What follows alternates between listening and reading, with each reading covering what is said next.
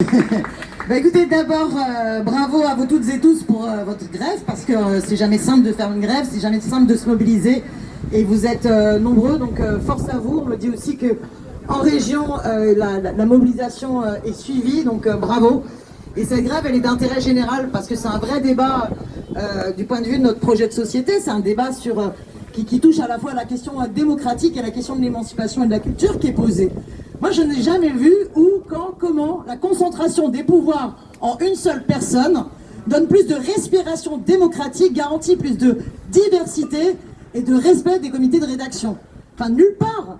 Et comme ça a été dit par Alexis précédemment, moi je suis en faveur d'une 6e République et l'abolition de la monarchie présidentielle. Donc c'est pas pour que, dans ce qui est extrêmement important dans une démocratie, les médias publics, c'est fondamental. Cette concentration sur une seule personne, on sait très bien qu'il y a non seulement la volonté après d'appliquer des politiques austéritaires et de réduire les effectifs, mais aussi de mettre au pas, de casser une diversité d'approches éditoriales, de casser une diversité aussi de construction culturelle. Et ça, c'est extrêmement mauvais, c'est une régression inacceptable, là où au contraire, il faudrait donner beaucoup plus de respiration et de pouvoir démocratique à l'ensemble de celles et ceux qui font les médias publics, qu'il s'agisse de la radio, qu'il s'agisse de la télévision.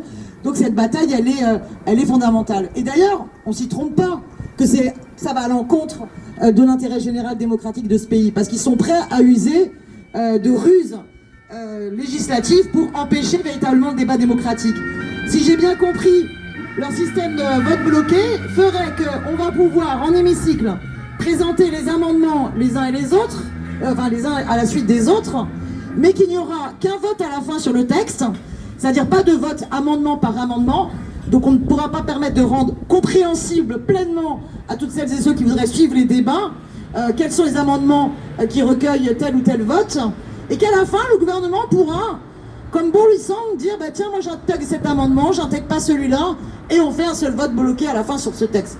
J'espère que j'ai bien explicité les choses. Bon, vous voyez bien la manœuvre, c'est pour affaiblir le débat démocratique dans une dérive autoritaire pour une réforme qui n'a rien de démocratique et qui est une dérive aussi également autoritaire. Donc force à vous, force à nous, on continue la bataille, on lâche rien, il faut gagner, et tout le bruit que vous ferez, toutes les expressions, la visibilité nous aidera en termes de points d'appui pour mener cette bataille à l'Assemblée nationale. On continue, on lâche rien.